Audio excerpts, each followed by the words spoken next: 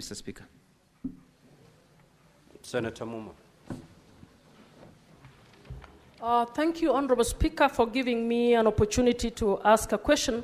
Honorable Speaker, I want to begin by declaring interest.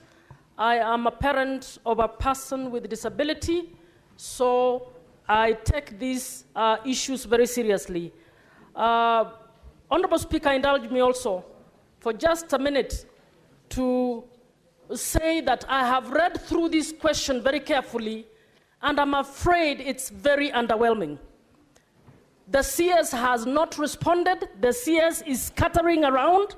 He is vague, trying to justify why an indicator has been removed, talking about beliefs, not giving any statistic to show that he has the competence as the department related with matters on disability to guide on the questions that he's been provided. There are many questions I could ask, but I'm allowed only one. I would want to know which tools has the ministry used to guide them in measuring disability inclusion, since you say your department has continued to use the indicator while the other MDS are not using it. Which tools are these, and can you submit this tool to us? Senator Boni. Thank you, Mr. Speaker. Mr. Speaker, I would like to draw the attention of the CS to the figure 5%. Going by the example in this House, the House is expected to be properly constituted when we have at least two senators who live with disability.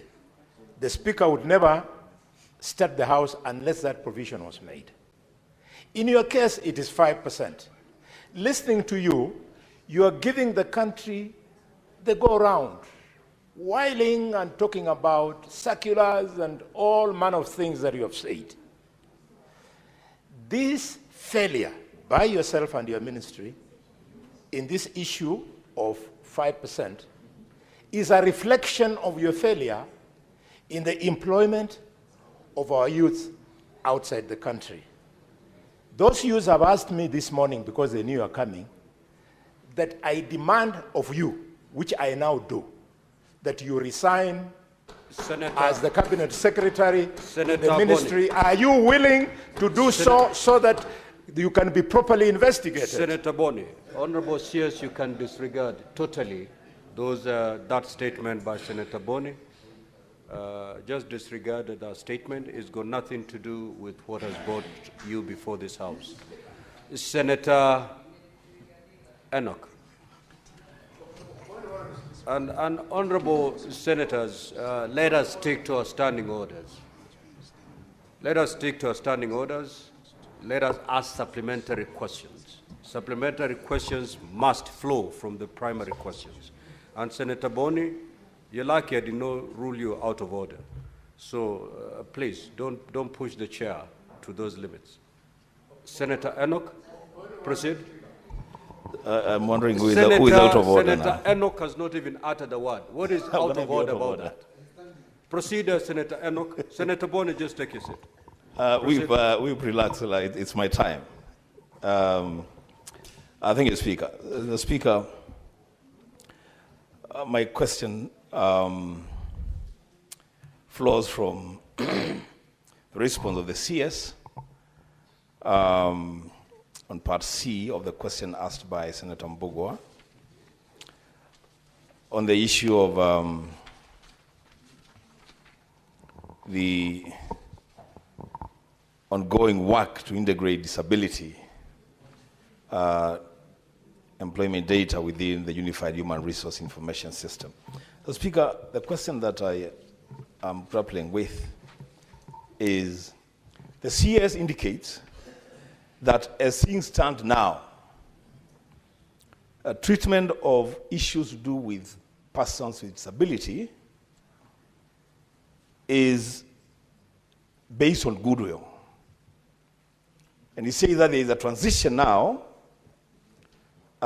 towards rights-based structure and and forcible obligation to persons with disabilities. As Speaker, I want to find out from the CS whether it is the position of the government that, in fact, the inclusion of persons with disabilities, so far, because what he talks about is a transition, so far, it's a goodwill issue and not a matter anchored on the Bill of Rights in Chapter 4 and Articles 41 and 54 of the Constitution. I thank you, Mr. Speaker. Honorable CS, you may proceed to respond.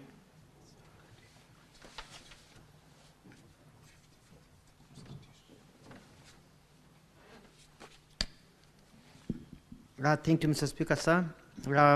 Senator Muma, thank you for your question.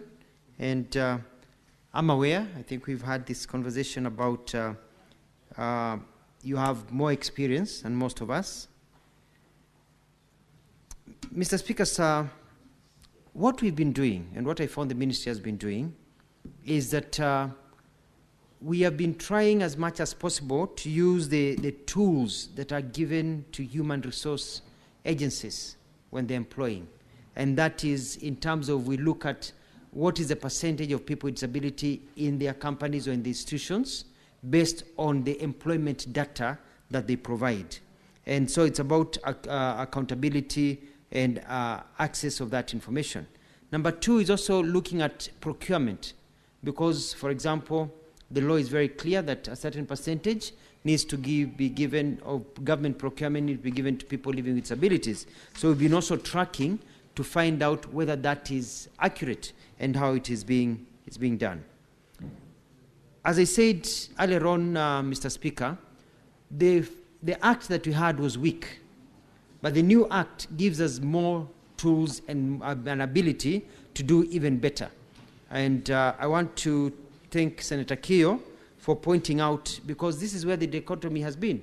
It's like we've been put in a place whereby we are asking people to do things, but there is no enforcement mechanism. There is nothing that can be done to somebody when they don't do it. You know, there is no law, but now we have a law now, and you know, this Article 54 of the Constitution is very clear about some of these things. Mr. Speaker, I'd like to also point out that we have to be innovative, and I'll be issuing directives very soon as the guidelines, and also bringing some, some ideas here to this House to be able to help us.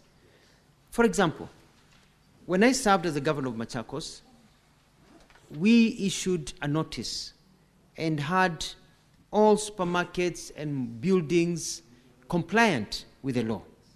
And woke up one day and we shut down a lot of buildings. And we closed, shops, supermarkets, and people complied very well. But you see, that was just because it was something that was very important to me and my government at the time in Machakos. But we want to make this a national issue. For example, if you are hard of seeing, for example, like visually impaired, like Crystal, Senator Crystal, and you go into a building, other people will find out where you are going because you have to ask somebody to push the button of the third or the fifth floor for you. Whereas, like when you go to other countries that have been, when on my government trips, you find that all the lifts have braille. So you can just touch and know where you're pushing. And when you're inside the lift reads out the floors so that you know the next floor is yours, and the lifts have opened. So we're getting there. But these are things that we can't just let the private sector and the public sector do it under goodwill. So we're giving directives as government and saying these are things that are expected. Ramps have been well enforced all over. But there's a simple thing, Mr. Speaker, sir.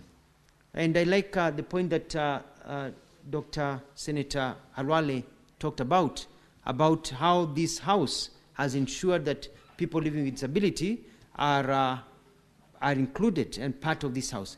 If you're in a wheelchair, members of this House, if you're in a wheelchair and you want to do a banking transaction and you want to go to an ATM here in Nairobi, in a wheelchair, you'll not be able to transact. You'll have to ask somebody to help you, because the ATMs are made for people who are standing, able-bodied people. Majority of people on wheelchairs cannot reach that ATM. So we need to do like what they have done in Australia, they have done in England, they have done in many countries, also have ATMs that also consider the lives of people who are living with disabilities.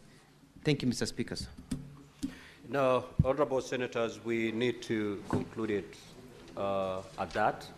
It is now 10:12. We will move to the next question.